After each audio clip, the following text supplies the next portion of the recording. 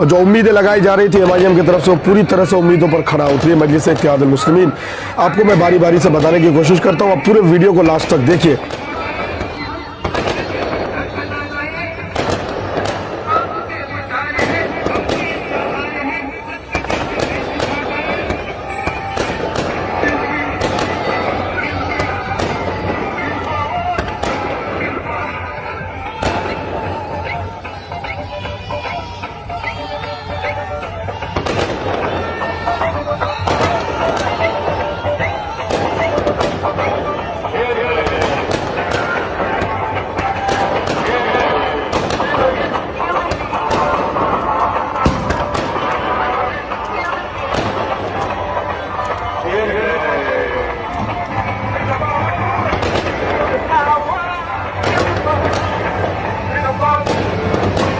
और जो उम्मीदें लगाई जा रही थी एमआईएम की तरफ से वो पूरी तरह से उम्मीदों पर खड़ा उतरी मजलिस इत्तेहादुल मुस्लिमीन। आपको मैं बारी बारी से बताने की कोशिश करता हूँ, आप पूरे वीडियो को लास्ट तक देखिए। शुरुआत जो हुआ गिनती का हैदराबाद जीएचएमसी चुनाव का, वो पोस्टर बैलेट पेपर का था जिसमें बीजेपी ने जो है बहुत बड़ी बाजी मार ली थी, 87 सीटों पर बढ़त बना ली थी। तो ऐसे में पॉलिटिकल एनालिसिस्ट और सियासतदानों का यह कहना था कि बीजेपी कोई नई तारीख रकम करने वाली है, क्या बीजेपी इस बार हैदराबाद के अंदर अपना मेयर बैठाने वाली है। लेकिन जैसी मतगणना गिनती शुरू हुआ, बैलेट पेपर निकले, पहले राउंड निकला, तो बीजेपी का ग्राफ एकदम धीरे धीरे नीचे आ गया। लेकिन फिर भी भारतीय जनता पार्टी को कुछ ना कुछ तो फायदा हुआ है। अभी भारतीय जनता पार्टी के नेता लोग बयान दे रहे हैं कि हम लोगों को उम्मीद नहीं थी कि हम लोग मेयर लाएंगे, लेकिन 4 सीट हम लोग जीते थे पिछले चुनाव में, तो अब ये तो नहीं कह सकते थे कि 10 सीट जीतेंगे। तो हमको बड़ा लक्ष्य फोकस करना था, लेकिन हमारा मकसद ये था 15, 20, 25, 30 सीटों पर कामयाबी हासिल करें। फिलहाल भारतीय जनता पार्टी अपनी मकसद में कामयाब होता हुआ नजर तो आ रहा है, लेकिन मेयर पद के लिए नहीं, 4 से बढ़ा करके 15, 25, 30 की तरफ बढ़ता हुआ इनका कदम है। लेकिन इनका नुकसान किसको हुआ और फायदा किसको हुआ, इस चीज पर हम बात करने हैं। मजलिस इत्तेहादुल मुस्लिमीन फिलहाल 44 सीटों पर बढ़त बनाए हुए, इनके 20 सीटें जीत चुके हैं और 24 सीटों पर अब तक आगे चल रहे हैं। मजलिस इत्तेहादुल मुस्लिमीन अब तक के सबसे ज्यादा उम्मीदवार अगर किसी पार्टी का जीता है तो एमआईएम का ही जीता है। ऐसे में मजलिस इत्तेहादुल मुस्लिमीन का 44 सीटों पर आगे होना यह दर्शाता है कि मजलिस इत्तेहादुल मुस्लिमीन को कहीं से कोई नुकसान आने होने की कोई खबर नहीं है। एमआईएम ने पहले ही इस बात को साफ कर दिया था कि हम 51 सीटों पर चुनाव लड़ रहे हैं। हमारी उम्मीदें हैं कि हम पिछले सीटों को किसी तरह से ना गवाएं और नए सीटों को जीतने की उम्मीद लगाएं, और जो हम 51 सीटों पर चुनाव लड़ रहे हैं इन सीटों को हम भी जीतकर कामयाबी हासिल करें। एक बार एमआईएम की तरफ से 48 पर बढ़त बना लिए थे, लेकिन फिर घटकर 44 हो गए। अब उम्मीद ये लगाई जा रही है 45-46 कम से कम मजलिस इत्तेहादुल मुस्लिमीन इस चुनाव में 2-3 सीटों के बढ़त हासिल कर ले, और इस चुनाव को पूरी तरह से जो है बंगाल से जोड़कर देखने की कोशिश की जा रही है, जिसका फायदा बंगाल में भी नजर आएगा। एमआईएम फिलहाल ना नुकसान किसी को पहुंचा है ना फायदा। एमआईएम अपनी जगह पर कायम मकाम है और एमआईएम अपने लक्ष्य को साधने में कामयाब हासिल कर लिया है। जितनी सीटें उनकी थी उतनी सीटों को बचाने में कामयाब हो गए। लेकिन अब बात करते हैं टीआरएस 99 सीटों पर काबिज थे, लेकिन सीधे घट करके 70 सीटों पर आकर अटक गई। उनकी 29 सीटों का नुकसान जो टीआरएस को हो रहा है, वो सीटों का फायदा सीधा 33 सीटों के साथ भारतीय जनता पार्टी को हो रहा है। भारतीय जनता पार्टी 29 सीट में सीधे तौर पर भारतीय जनता पार्टी के झोली में 29 सीटें जा रहा है। तो कहीं ना कहीं मजलिस इत्तेहादुल मुस्लिमीन को भारतीय जनता पार्टी से नुकसान नहीं हुआ। जो मीडिया के अंदर उबाला मचा हुआ था, मीडिया के अंदर बात चल रही थी कि ओवैसी के गढ़ में ओवैसी को रण में हराएंगे, ओवैसी के गढ़ में ओवैसी को भगाएंगे, ये करेंगे वो करेंगे, लेकिन ऐसा भारतीय जनता पार्टी ने कुछ भी नहीं कर सका।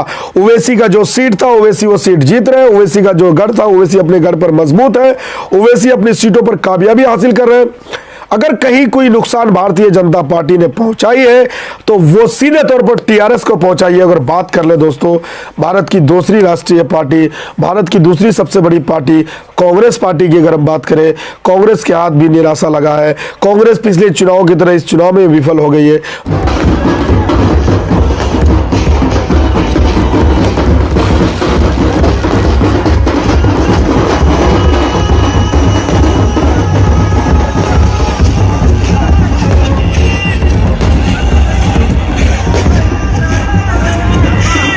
जायदादों के, घरों के रजिस्टर्ड डॉक्यूमेंट्स नहीं है, रजिस्टर्ड नहीं है, नोटराइज डॉक्यूमेंट्स, सिर्फ नोटरी है, बस घर बन गया, बिल्डिंग बन गई।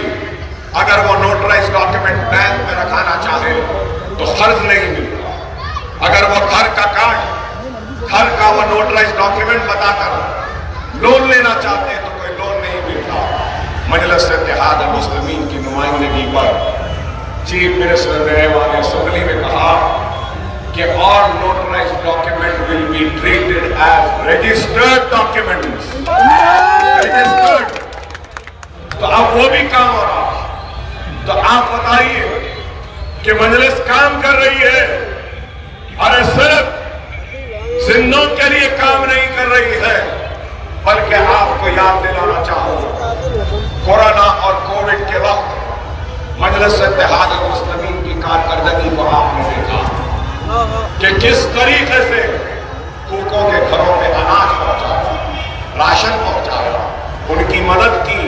और उसके बाद कोविड में अगर किसी की मौत हुई तो फकीरुल्लाह के कब्रिस्तान महेश्वरम के पास वक्त की जमीन को, जिसको मैंने हासिल किया था लड़कर 50 एकड़ आराजी पर 400 चिल्लर मैयतों की तदफीन का इंतजाम हमने करवाया, जो कोविड से जिनकी मौत हुई थी। कई मैयतें ऐसी आई कि छोड़ के चले गए। मेरी टीम ने खबरों को खोला, गुस्ल दिया, कफन पहनाया, नमाज जनाजा अदा की और उसके बाद उस मैयत को खबर में ही उतारा। ये काम तक हमने किया। अरे बताओ कौन है जो इतना काम करता है? अरे कोई नहीं है। लोग तो आते हैं, इश्तिहाद दिलाते हैं, बातें करते हैं, झूठे वादे करते हैं, वोट लेकर चले जाते हैं, लेकिन मजलिस इत्तेहाद मुस्लिमीन झूठ नहीं बोलती, वादे नहीं करती, सिर्फ काम करती है और काम करती हुई आगे बढ़ रही है। और इन सब जमातों में एक और एक जमात है, भारत की झूठी पार्टी, सबसे बड़ी झूठी पार्टी, करती कराती कुछ नहीं है, बस सिर्फ ऐसा मजलिस वैसा मजलिस, ओवैसी ब्रदर, असद ओवैसी, अकबर ओवैसी, बस ओवैसी ब्रदर्स को बताती है और वोट लेती है। क्या तुम्हारे पास और कुछ काम नहीं है सिवाय मजलिस और ओवैसी का नाम लेके वोट लेने की?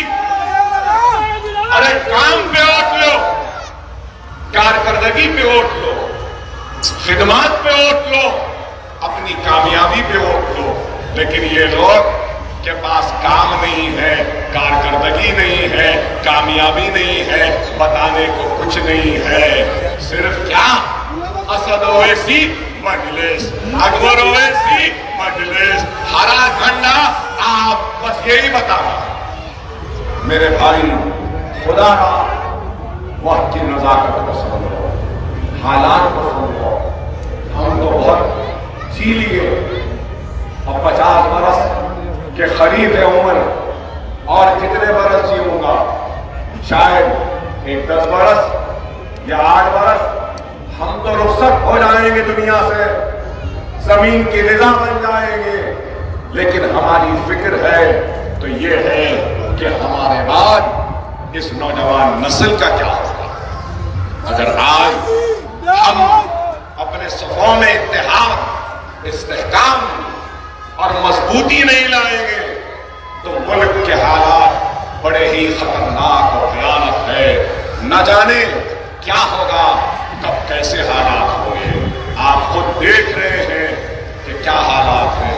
खुदारा गौर करो, समझो इन हालात को और अपनी जमात मजलिस इत्तेहाद मुस्लिमीन को मजबूत करो। ये जमात सिर्फ मेरी नहीं है, ये जमात आपकी है, ये जमात हम सब की है। इस जमात की कामयाबी हम सब की कामयाबी, ये सिर्फ मेरी कामयाबी। अरे हम कुछ करो या ना करो, आखिरी में एक बात कहता हुआ रुखसत हो जाऊंगा। अपने दिल पर हाथ रखकर घर को जाकर अपने आप से एक सवाल कर लेना। जो समझते हैं कि हमने कुछ नहीं किया, जो समझते हैं कि हम सिर्फ बातें करते हैं, तनकीद करते हैं, मेरे अपने भाइयों से कहूंगा कि आपके तनकीद को मेरा सलाम, कबूल आपका तनकीद। लेकिन एक दरखास्त है, घर पर जाकर अपने दिल पे हाथ रखकर अपने ज़मीर से अपने आप से सवाल करो, जिस शान से, जिस शौकत से, जिस खुददारी से, जिस हिम्मत से